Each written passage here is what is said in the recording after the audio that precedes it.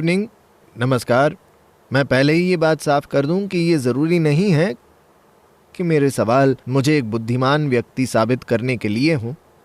मैं इतना बुद्धिमान नहीं चाहता और ना ही ये चाहता हूं कि मुझे इतना सीरियसली लिया जाए कि इनके उत्तर देना सद्गुरु की जिम्मेदारी बन जाए। मेरे सवालों में एक बच्चे की जैसी जिज्ञासा होगी जो जानना चाहता है। ये हो सकता है मैं ये सवाल आप लोगों की ओर से पूछ रहा हूं, पर मुझे अपना मजाक उड़वाने में कोई दिक्कत नहीं होगी जब तक मुझे कुछ जवाब मिल रहे हैं। आप काफी फायदे वाली कुर्सी पर हैं, और ऐसा इसलिए क्योंकि सवाल के साथ कुछ गलत नहीं हो सकता, केवल जवाबों में गड़बड़ी हो सकती है। ठीक है।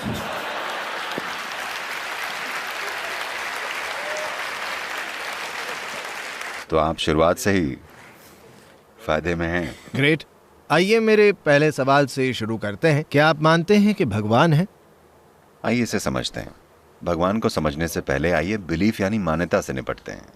आप किसी चीज को क्यों मानते हैं? कोई कुछ मान लेता है क्योंकि वो इतने ईमानदार नहीं है कि स्वीकार कर लें कि वो नहीं जानते हैं। आप सिर्फ दो ही तरह के हो सकते हैं, या तो आप किसी चीज को जानते हैं या चीज को नहीं जानते। पर जिस भी चीज के बारे में आप नहीं जानते, जब आप खुद को बहाने देते हैं, उसे कहते हैं बिलीफ या मान्यता। सीधे सीधे स्वीकार करने के बजाय कि मैं नहीं जानता, आप कुछ मान लेना चाहते हैं। ऐसे कोई मान लेता है कि भगवान होते हैं, कोई मानता है कोई भगवान नहीं होते। दोनों एक ही नाव में हैं। उन्हें लगता है कि वो अलग हैं, पर दोनों ही इतने सुलझे हुए नहीं हैं कि स्वीकार कर लें कि वो नहीं जानते। इसमें दिक्कत क्या है कि आप ये समझें, जो मैं नहीं जानता मैं नहीं जानता। उन्हें दिक्कत इसलिए है क्योंकि वो मैं नहीं जानता की महानता को नहीं समझते। मैं नहीं जानता एक बहुत बहुत बड़ी संभावना है। अगर आप इस एक चीज को समझ गए कि मैं नहीं जानता, सिर्फ तभी जानने की संभावना आपके अंदर पैदा होगी। अगर आप समझ गए कि मैं नहीं जानता, तब जानने की लालसा आएगी। अगर लालसा जगी, तब तलाश शुरू होगी। अगर तलाश शुरू हो गई, तब संभावना आप में जीवित रहेगी। वो सब कुछ जिसे आप नहीं जानते, अगर आप उसे मानने लगे, तो आप जानने की संभावना को ही खत्म कर देंगे। हर जगह मान्यताएं मान्यताएं और मान्यताएं हैं, पर साथ ही साथ भगवान के होने की सोच पूरी दुनिया में है। ऐसा इसलिए हुआ है क्योंकि देखिए, लोगों का भगवान को बनाना बिल्कुल सही है। हमारी संस्कृति में यही तो बात है। यहाँ हमारे पास 33 करोड़ देवी देवता हैं, क्योंकि यही संस्कृति है जिसने ये समझा कि भगवान हमारी रचना है। हमारे यहाँ इष्ट देवता होते हैं। आज आप अपने भगवान खुद बना सकते हैं। अगर आपको यहाँ मौजूद देवी देवताओं में से कोई पसंद नहीं, तो आप अपने भगवान खुद बना सकते हैं। अपने बगीचे के एक पेड़ को, बगीचे के एक पत्थर को, अपनी माँ को, पत्नी को, जिसको भी चाहें, या किसी भी चीज़ को। आपको ये बर्तन पसंद है, आप इसको अपना भगवान बना सकते हैं। इस देश में ये किसी को अजीब नहीं लगेगा, क्योंकि हम समझते हैं कि ये हमारी रचना है। वैसे भी इस सृष्टि की हर एक चीज़ में सृष्टा का हाथ है। आप जिस भी चीज़ से जुड़ सकें, आप उसका इस्तेमाल करें। ये बिल्कुल ठीक है। मैं इस पर बहस नहीं करना चाहता। तो आपको क्या लगता है कि हमारे सारे पुराण, महाभारत, रामायण, शंकर, राम, सीता, ये सब नकली हैं? नहीं, उनके पीछे इतिहास है। ठीक है। ये बताने के लिए इमारतें हैं कि वो थे। अभी भी विवाद चालू है। विवाद चल रहा है, मतलब वो वाकई थे। है कि नहीं? है कि नहीं? नहीं, पर मैं इस बात के बारे में थोड़ा और जानना चाहूँगा। हमारे यहाँ बहुत बड़ा मंदिर मस्जिद विवाद चल रहा है, अयोध्या मामला है, वगैरह वगैरह। हम उस पर अब भी लड़ रहे हैं।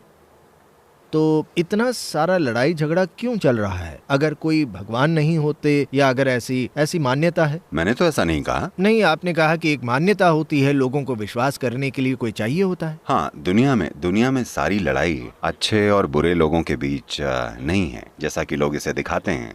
दुनिया में सारी लड़ाई एक इंसान की मान्यता के खिलाफ दूसरे इंसान की मान्यता की है। अगर आप समझते कि मुझे वाकई नहीं मालूम है, तब आप किसी से न लड़ते, क्योंकि आप किसी चीज में विश्वास करते हैं और कोई और किसी और चीज में। आप दोनों का आज नहीं तो कल लड़ाई करना तय है। सवाल बस इतना है कि आप इसे कितने समय तक मैनेज कर सकते हैं। एक ना एक दिन ये बात बाहर आ ही जाएगी। एक समय था जब लोग मान्यता के टूल के हिसाब से चलते थे, जब इंसानी बुद्धि एक खास तरह की हुआ करती थी। आज समय आ गया है कि इस धरती पर काफी बुद्धिमत्ता है।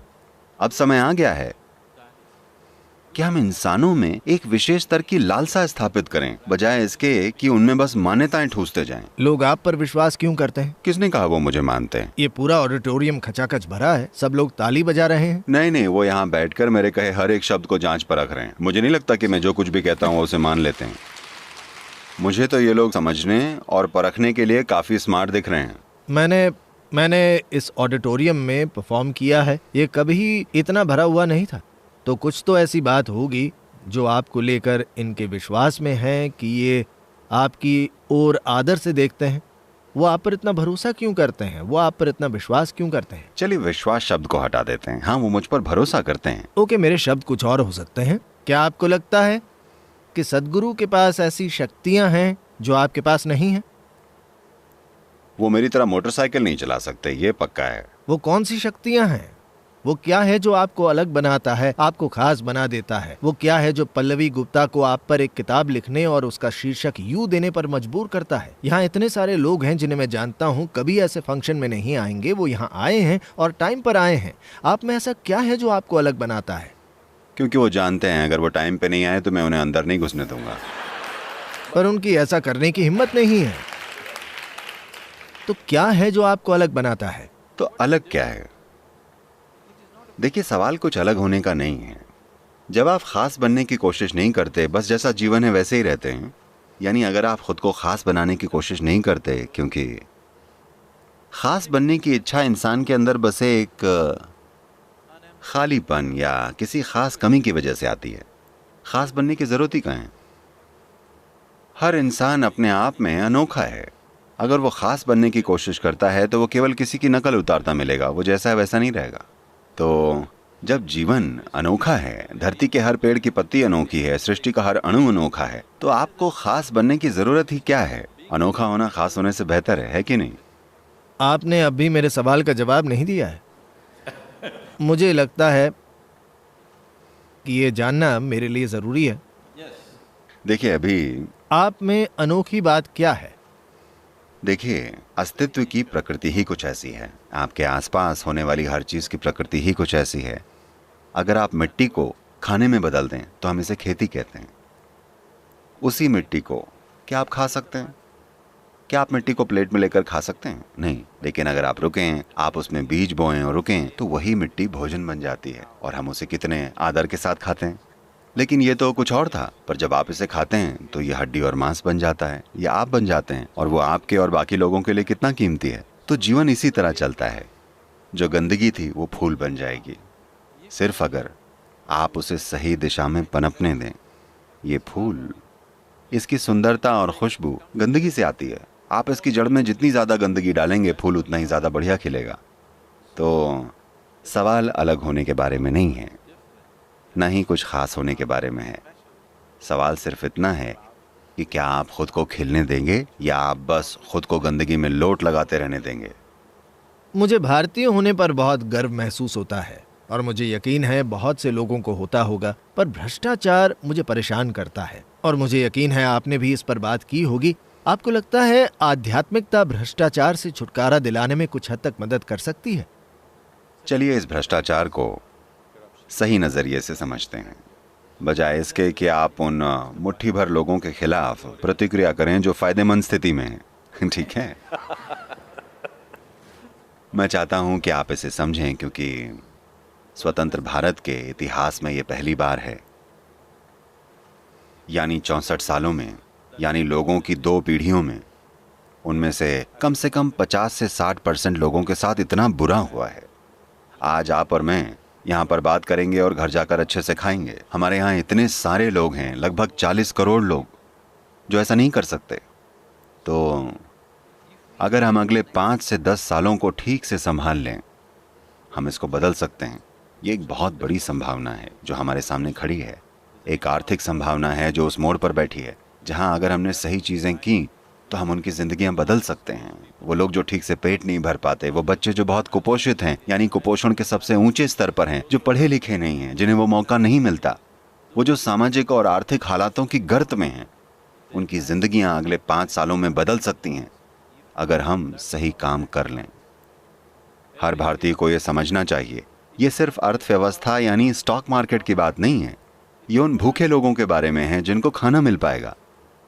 अर्थव्यवस्था का मतलब स्टॉक मार्केट नहीं होता। अर्थव्यवस्था का मतलब विदेशी कारों का भारत में आना नहीं है। अर्थव्यवस्था का मतलब ये नहीं है कि आपके पास पहनने को बेहतर कपड़े हैं। इसका मतलब ये सब नहीं होता। अर्थव्यवस्था को बेहतर बनाने का मतलब है कि देश में कोई बच्चा भूखा नहीं होगा, जो कि एक ऐसी चीज है जिसके लिए हम सबको कुछ ना कुछ करना पड़ेगा।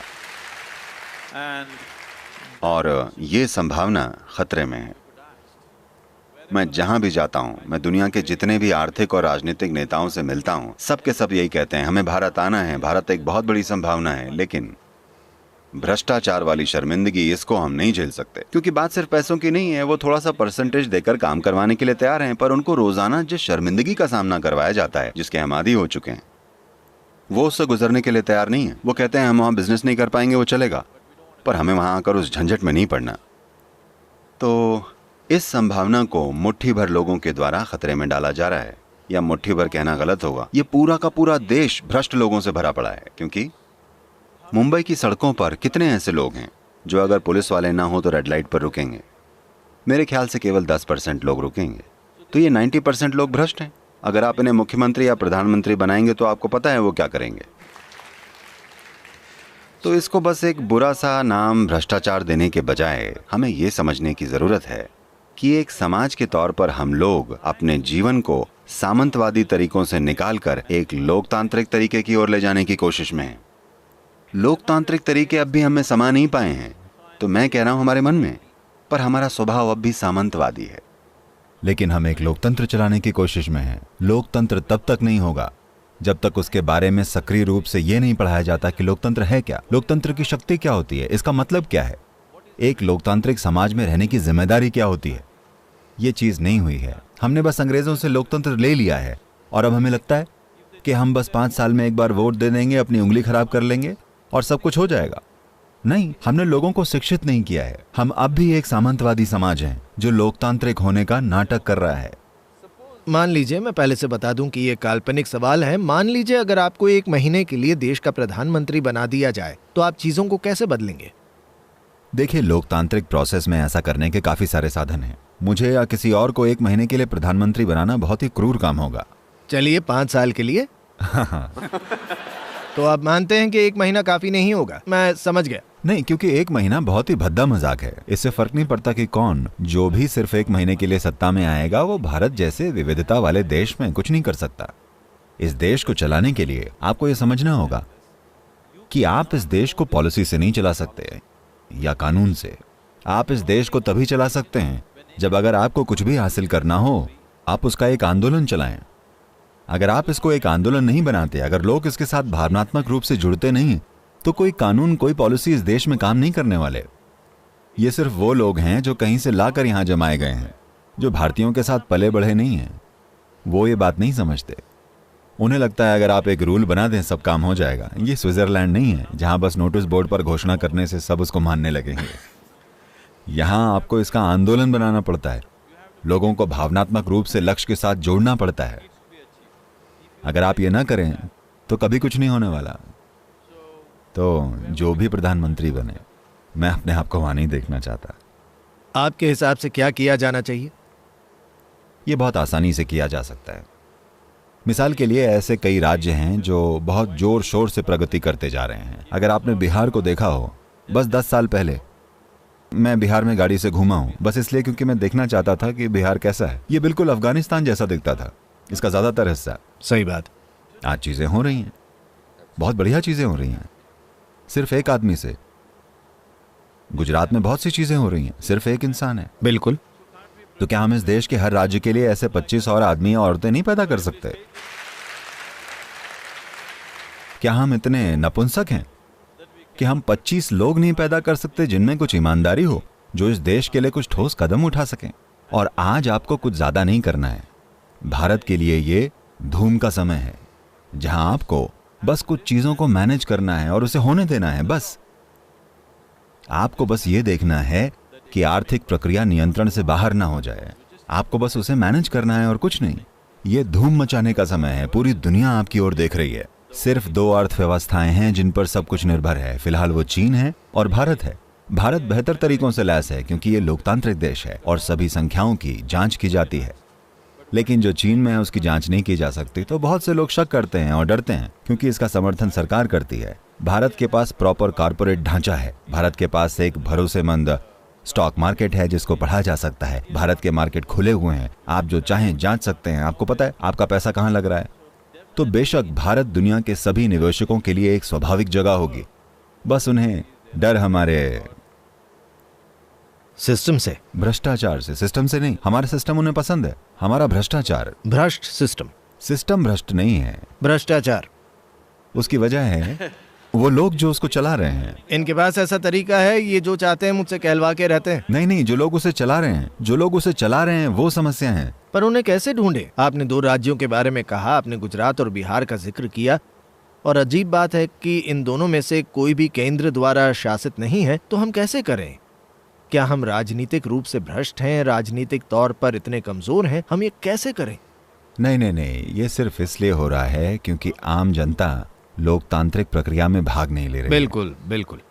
लोकतांत्रिक प्रक्रिया में भाग लेने का मतलब ये नहीं है कि 5 साल में एक बार बस अपना वोट डाल दें। कुछ लोग तो वो भी नहीं करते, पर मैं कह रहा हूं अगर आप ये करते भी हैं तो वो भी काफी नहीं है। लोकतंत्र एक सक्रिय खेल है, ये देखने वालों का खेल नहीं है। आप आराम से बैठकर ये नहीं कह सकते कि किसी और को लोकतंत्र चलाने दो। लोकतंत्र यानी आप बॉस हैं, आप सोते नहीं रह सकते। You have to be active to everything around you.